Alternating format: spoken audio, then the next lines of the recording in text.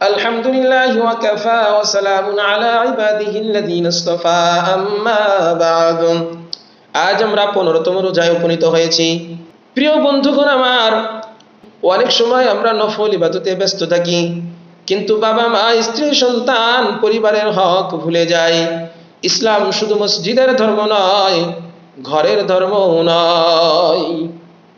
এটা ইসলাম শুধু মসজিদের খানকার ধর্ম নয়, ঘরের মধ্যে যে আছে তাদেরও ধর্ম আছে। ঘরের ধর্মও হলো ইসলাম।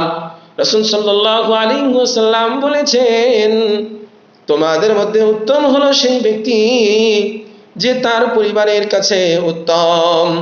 তাই আজকের দিন মায়ের খেদমত, বাবার দোয়া নেওয়া, স্ত্রীর সাথে সুন্দর ব্যবহার, সন্তানের সঠিক শিক্ষা, এগুলো একটা ইবাদত।